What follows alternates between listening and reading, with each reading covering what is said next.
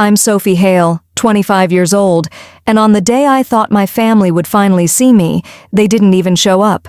It was my master's graduation in biomedical engineering, the day I believed all my sacrifices would finally make sense.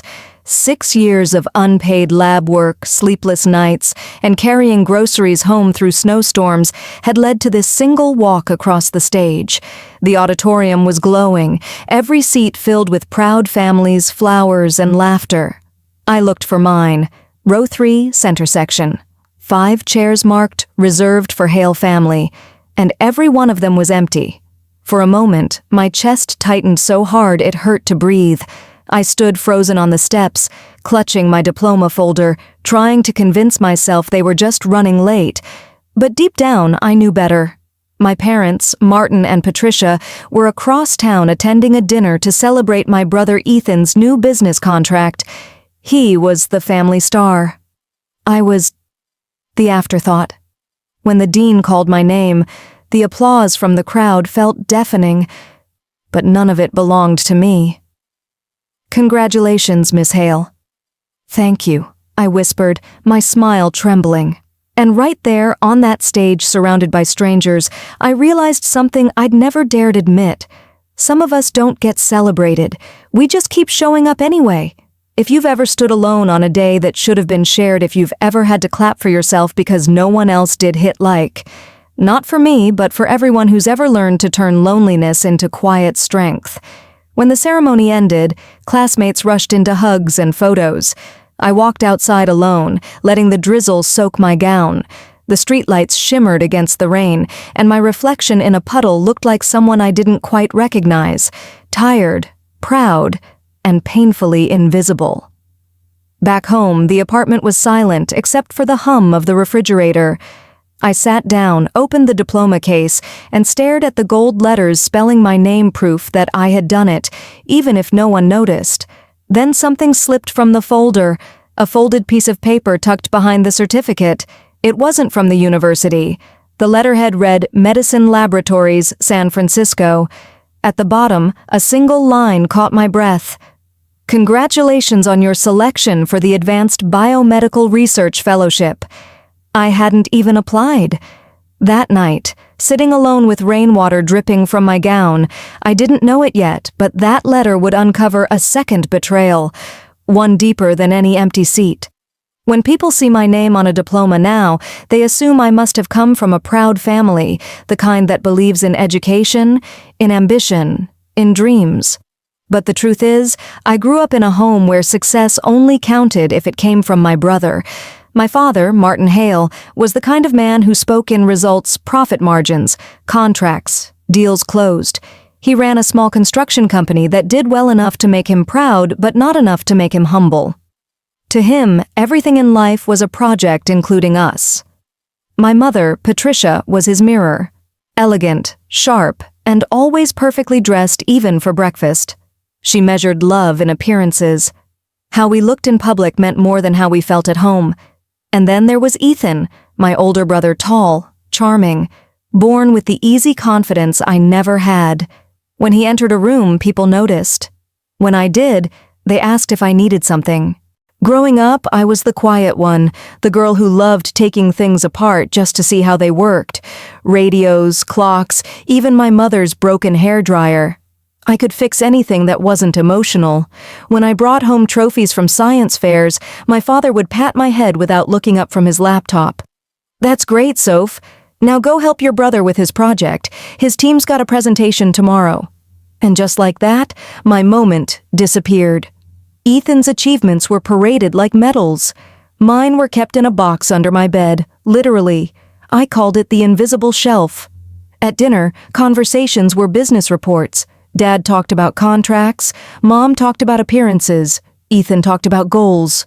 No one ever asked me what I wanted, and after a while I stopped wanting to be asked. I learned that silence kept peace, and peace in our house was more valuable than honesty. The older I got, the more invisible I became. When I graduated high school as valedictorian, they missed the ceremony because Ethan had a football playoff. When I got my scholarship to the University of Chicago, Dad said, "That's nice, but you'll be closer to home if you study accounting." But I went anyway.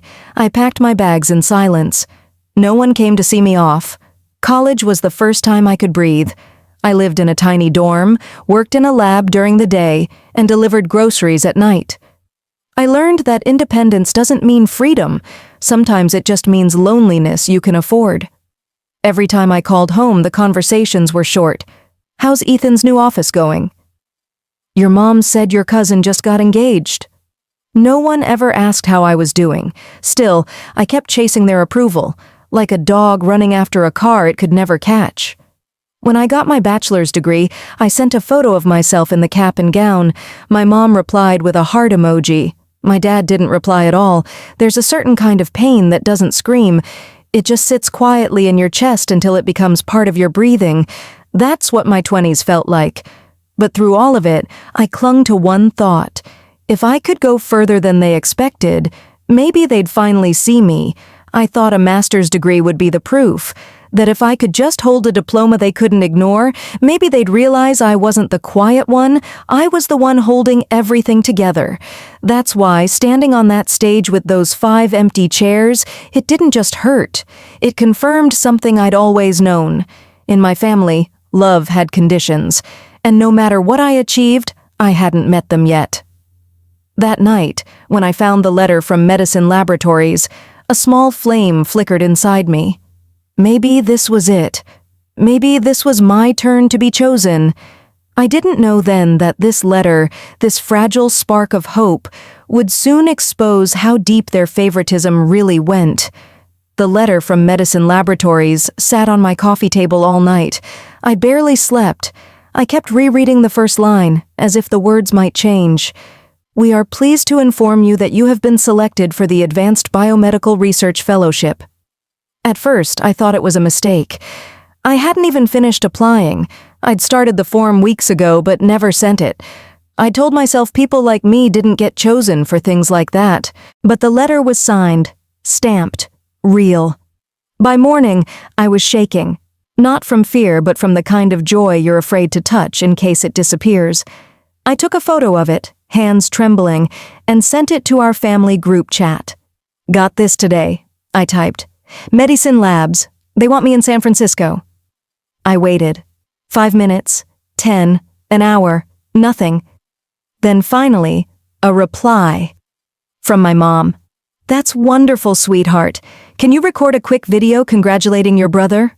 We're posting something for the company page tonight." I stared at the screen. My smile faded. Not a single word about me, just another request about Ethan. Still, I tried to stay calm. Maybe she was busy. Maybe they'd call later.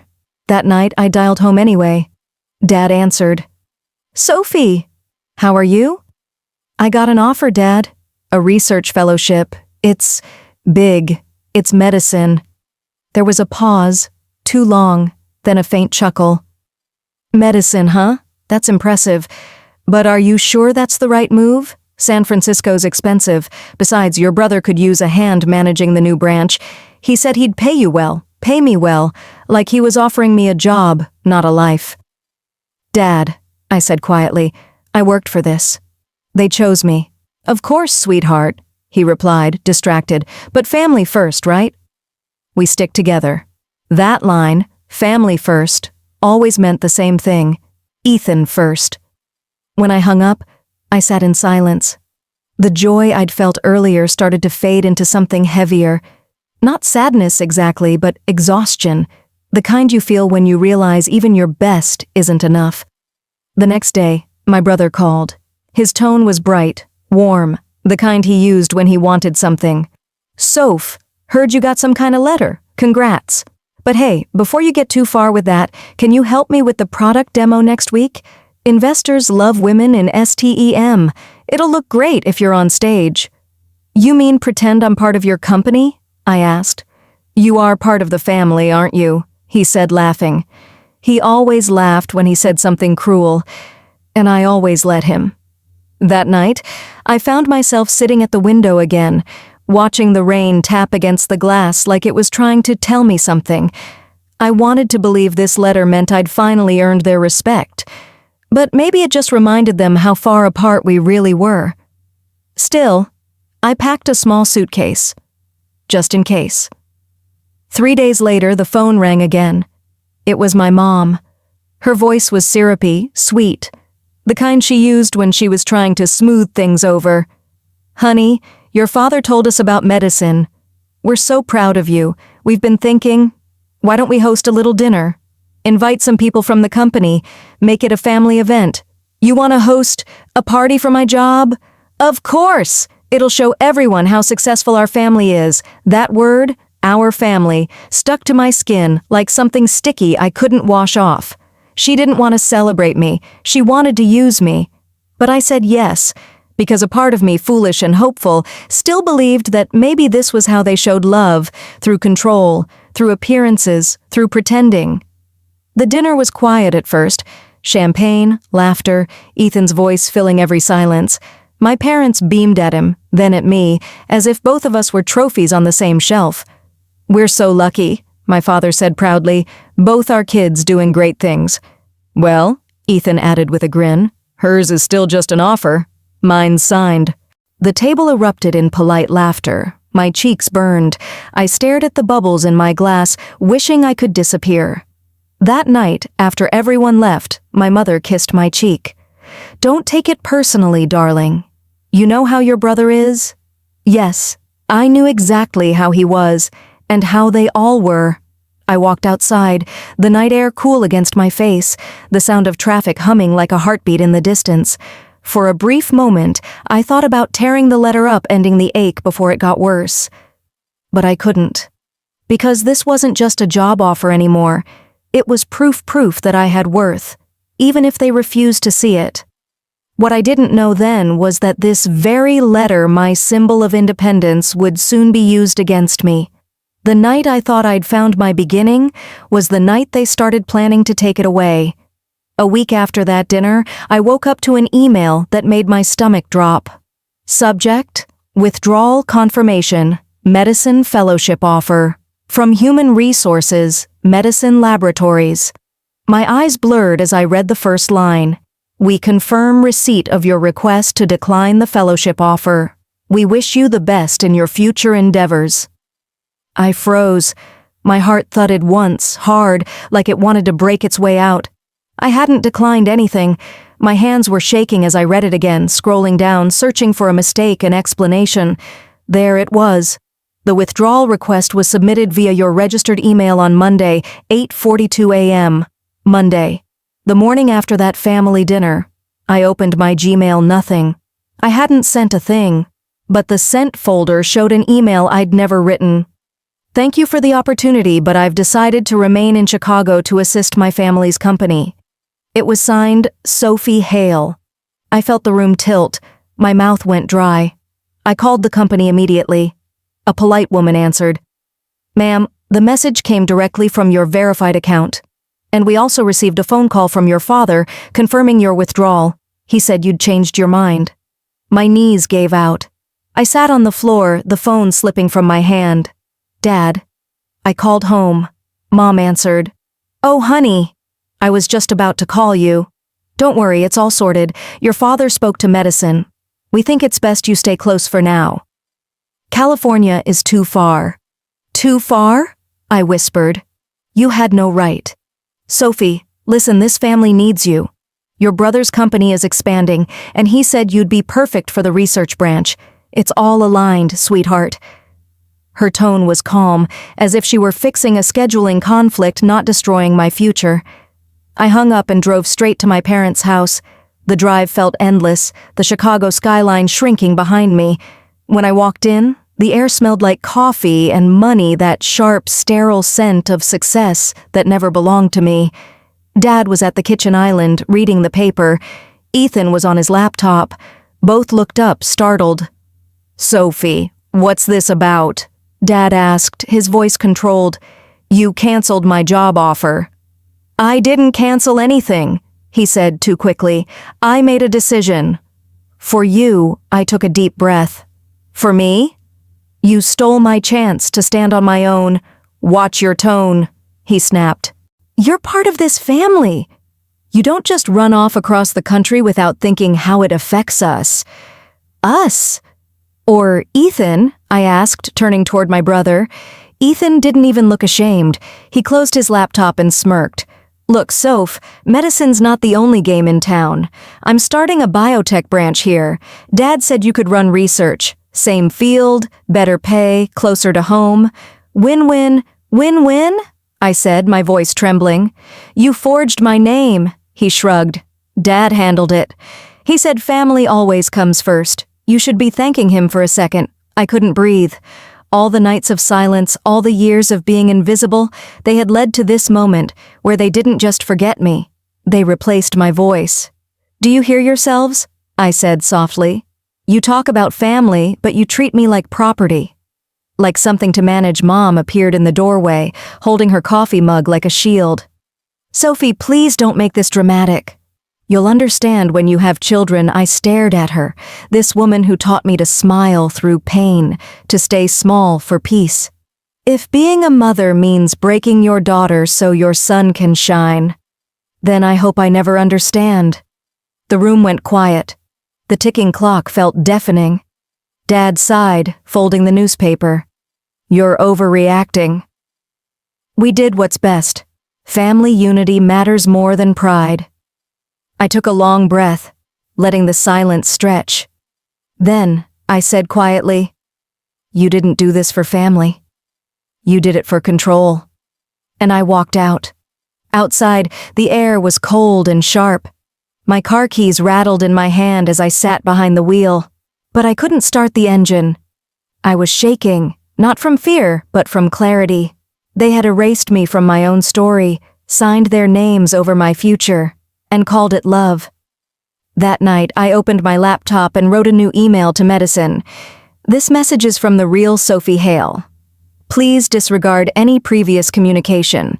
I never withdrew my acceptance. I attached screenshots, timestamps, and every piece of proof I could find.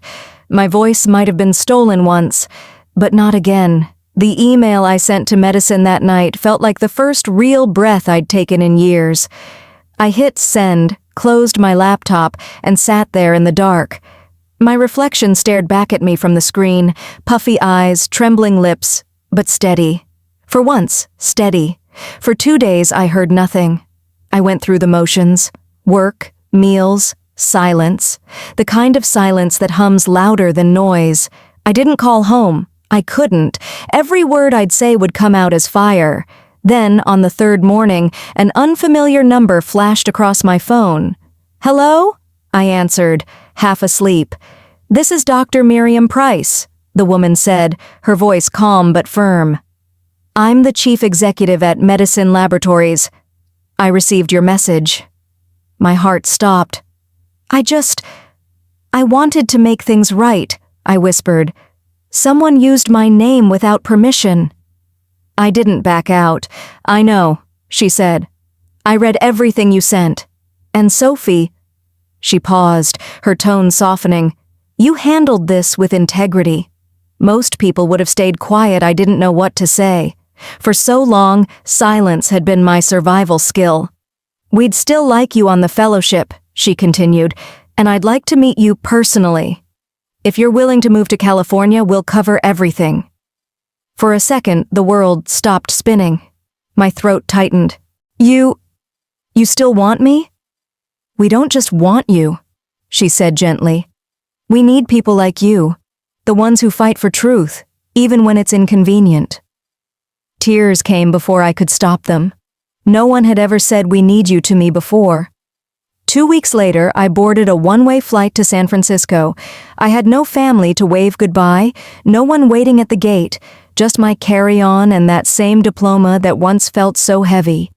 When the plane took off, I looked out the window, Chicago shrinking beneath the clouds, like a chapter closing quietly behind me. California was warmer. The air smelled of salt and second chances.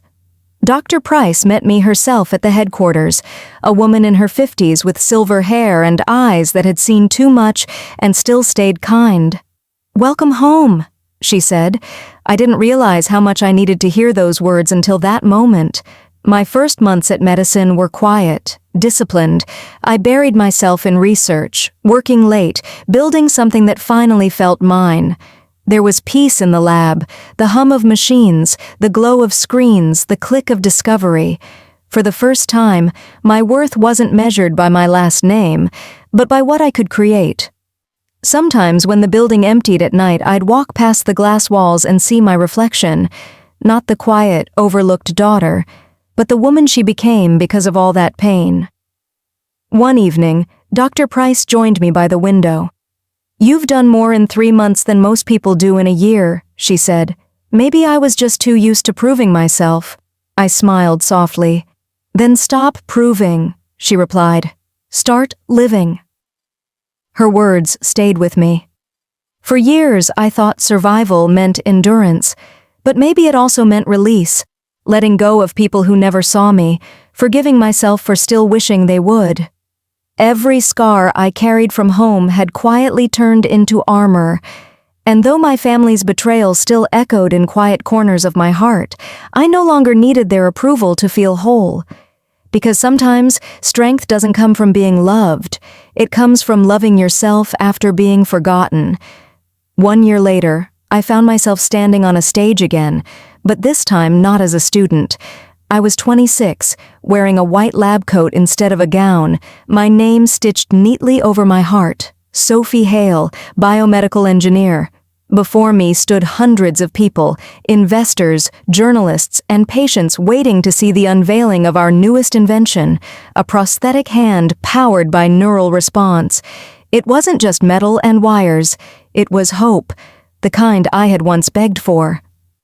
As I stepped up to the microphone, the lights hit my face. I blinked, just like the day of my graduation. Except this time, the seats in the front row weren't empty. My parents were there.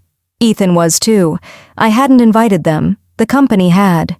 They sat together, smiling stiffly, as if trying to rewrite history. But I didn't feel anger anymore. Only distance. Quiet, necessary distance. "A year ago," I began. "I stood on a different stage, waiting for the people I loved to notice me. They didn't. And that day, I thought I was alone. But the truth is, sometimes being unseen gives you the freedom to finally see yourself." The room went still. Even the cameras stopped clicking. I looked out at the audience, not just at my family, but at every person who had ever been made to feel small, and I smiled. If you've ever stood alone at a moment that should have been shared, if you've ever built something beautiful after being broken, this, I said softly, placing my hand over my heart, is for you. And if my story reminds you of your own, don't keep it silent. Like this video, share it. Subscribe for more stories like this. Because someone out there still needs to hear that being forgotten doesn't mean being finished. The applause rose slowly, not loud, but deep, the kind that feels like understanding. My father's eyes glistened. My mother clutched her purse tighter. Ethan looked down, but I didn't need their recognition anymore. I already had mine. As I left the stage, I whispered to myself, I used to wait for them to clap. Now I clap, for me. And for the first time, the sound of my own applause was enough.